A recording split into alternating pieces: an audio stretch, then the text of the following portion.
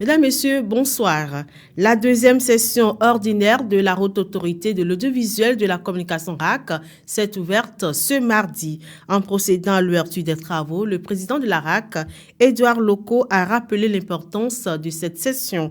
Elle constitue, d'après le président de la RAC, un cadre d'échange et de prise de décision visant à renforcer la régulation des médias et à garantir le respect de la liberté de presse dans un contexte marqué par de nombreux défis. Il a saisi l'occasion pour réaffirmer l'engagement de l'institution à accompagner les médias dans leur mission d'information tout en veillant à la préservation de la paix sociale et au respect des textes en vigueur. La session dure 4 mois. L'Agence béninoise de sécurité sanitaire des aliments informe qu'une quantité d'aflatoxine B1 supérieure au seuil réglementaire a été détectée dans des céréales infantiles au goût de biscuits importés de France et distribués dans notre pays, le Bénin.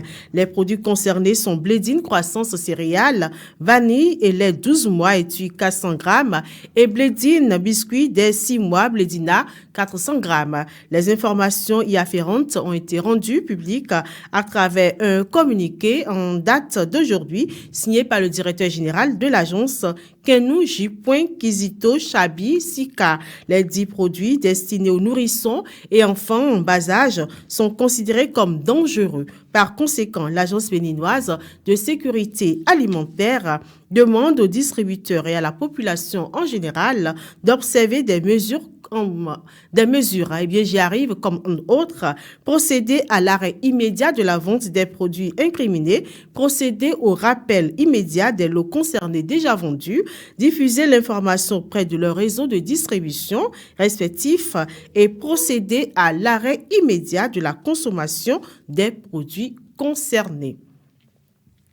La nouvelle équipe rectorale de l'Université d'Abomey-Calavi UAC a été officiellement installée ce matin. La cérémonie s'est déroulée à l'amphithéâtre Idriss Déby Itno de l'UAC. Après 47 mois passés à la tête de l'université, le professeur Félicien Avlessi a cédé son fauteuil au nouveau recteur, le professeur Charlemagne Babatoune Higué, enseignant-chercheur et ancien douanier de la faculté des sciences économiques et de gestion FASEG de l'UAC. Il propose une gouvernance qui s'appuie sur 5 valeurs fondamentales: le respect de la personne, de sa dignité, de ses idées, la responsabilité, la rigueur, l'assiduité, l'intégrité et la transparence, l'équité, l'égalité des chances, le développement durable et le respect de l'environnement. Il entend faire de l'université d'Abomey-Calavi une force de changement et de progrès pour sa contribution au développement durable du Bénin.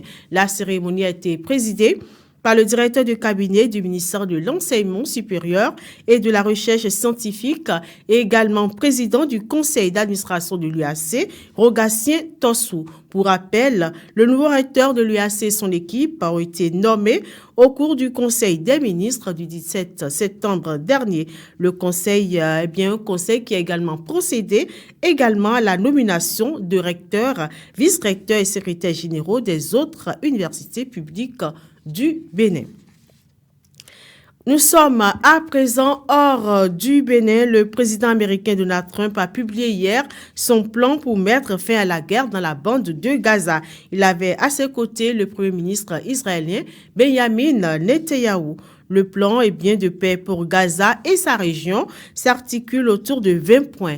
Il prévoit dans un premier temps qu'Israël cesse immédiatement ses opérations militaires si le Hamas accepte l'accord. Une autre proposition contenue dans ce plan: Gaza sera administré par une gouvernance transitoire temporaire confié à un comité palestinien technocratique et apolitique.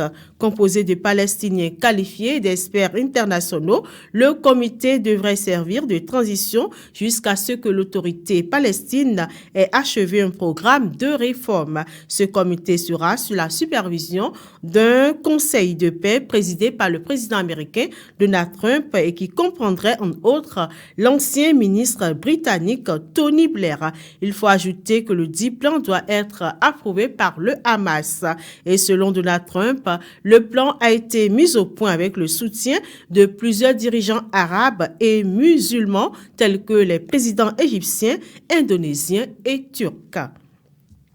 Le sport pour finir ce flash de 19h30. La FIFA a infligé une sanction à l'Afrique du Sud pour avoir aligné un joueur inéligible lors de son match contre le Lesotho le 21 mars dernier. La rencontre initialement remportée 2-1 par les Sud-Africains est désormais comptabilisée comme une victoire 3-0 pour le Lesotho. La Fédération sud-africaine de football a ainsi violé l'article 19 du code disciplinaire de la FIFA et l'article 14 du règlement des qualifications selon une décision de la FIFA ce 29 septembre 2025. Une défaite par forfait 0-3 et 10 000 francs suisses d'amende ont été infligés à la Fédération sud-africaine.